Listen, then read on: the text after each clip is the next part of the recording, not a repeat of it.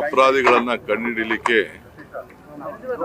ನಮ್ಮ ಪೊಲೀಸ್ ಇಲಾಖೆ ಪ್ರತಿ ಜಿಲ್ಲೆಗೂ ಒಂದು ವಿಶೇಷವಾದಂಥ ವಾಹನವನ್ನು ಒಳ್ಳೆ ಲೇಟೆಸ್ಟ್ ಎಕ್ವಿಪ್ಮೆಂಟ್ಸನ್ನು ಕೊಟ್ಟು ಕೂಡಲೇ ಅಪರಾಧಿಗಳನ್ನು ಶೋಧನೆ ಮಾಡಬೇಕು ಅಂತೇಳಿ ಈ ಕ್ರಮ ಕೈಗೊಂಡು ಇವತ್ತು ನಾನು ಅದನ್ನು ಫ್ಲ್ಯಾಗ್ ಆಫ್ ಮಾಡಿದ್ದೇನೆ. ಸೊ ಎಲ್ಲರಿಗೂ ಅವ್ರಿಗೆ ಎಕ್ವಿಪ್ಮೆಂಟ್ಸು ಏನೇನು ಬೇಕು ವಾಹನಗಳು ಎಲ್ಲ ಕೂಡ ಅನುಕೂಲ ಆಗ್ತಾ ಇದೆ. ಸೊ ಇದಲ್ಲದೆ ಮಾದಕ ವಸ್ತುಗಳನ್ನು ಈಗಾಗಲೇ ನಮ್ಮ ರಾಜ್ಯದಲ್ಲಿ ಅತಿ ಹೆಚ್ಚು ನಾವು ಗಮನವನ್ನು ಸೆಳೀತಾ ಇದ್ದೇವೆ. ಡ್ರಗ್ ಫ್ರೀ ಸ್ಟೇಟ್ ಮಾಡಬೇಕು ಅನ್ನೋದು ನಮ್ಮ ಸಂಕಲ್ಪ.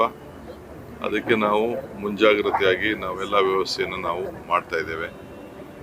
ಈಗಾಗಲೇ ಸಾವಿರಾರು ಜನ ಪೆಡ್ಲರ್ಸ್ ಕೂಡ ನಾವು ಬಂಧಿಸಿರೋದು ಈಗಾಗಲೇ ತಮಗೆ ಮಾಹಿತಿಯನ್ನು ನಾನು ತಿಳಿಸಿದ್ದೇನೆ.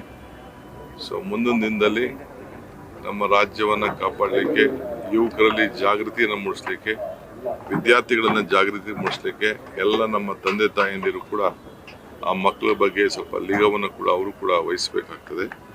ಆ ನಿಟ್ಟಿನಲ್ಲಿ ನಮ್ಮ ಕೆಲಸವನ್ನು ಮಾಡ್ತೇವೆ. ಏಕೆಂದರೆ ಪೊಲೀಸ್ ಅವರಿಗೆ ಸಹಕಾರ ಕೊಡಬೇಕಾದ್ರೆ ತಂದೆ ತಾಯಿಗಳು, ಸ್ನೇಹಿತರುಗಳು, ವಿದ್ಯಾರ್ಥಿ ಸಹಭಾಗಿಗಳು ಸ್ವಲ್ಪ ರಕ್ಷಣೆಯನ್ನು ಮಾಡಬೇಕು, ಮಾಹಿತಿಯನ್ನು ಕೊಡಬೇಕು.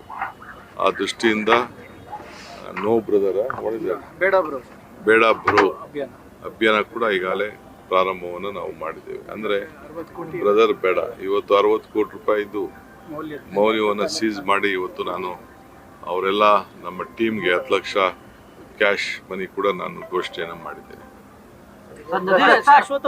ನದಿ ಜೋಡಣೆ ವಿಚಾರದಲ್ಲಿ ಕುಮಾರಸ್ವಾಮಿ ಅವರು ಒಂದು ಮಾತು ಹೇಳಿದ್ದಾರೆ ಸರ್, ಇದು ರಿಯಲ್ ಎಸ್ಟೇಟ್ ವ್ಯವಹಾರ ಅಲ್ಲ, ನೀರಿನ ಪ್ರಮಾಣ ಮೊದಲು ನಿಗದಿ ಮಾಡ್ಕೊಳ್ಳಿ. ಫಸ್ಟ್ ನಾನು ಅದ್ರ ಬಗ್ಗೆ ಮಾತಾಡಕ್ಕೆ ಹೋಗೋದಿಲ್ಲ.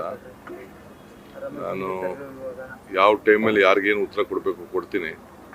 ಫಸ್ಟ್ ಅವ್ರು ಹೋಗಿ ಸೆಂಟ್ರಲ್ ಮಿನಿಸ್ಟರ್ನ, ಪ್ರೈಮ್ ಮಿನಿಸ್ಟರ್ನ ಭೇಟಿ ಮಾಡಿ ಏನು ಆ ಯೋಜನೆ ಬಗ್ಗೆ ಅನ್ನೋದು ಫಸ್ಟ್ ಅವರು ತಿಳ್ಕೊಳ್ಳಿ, ಆಮೇಲೆ ಮಾತಾಡೋಣ.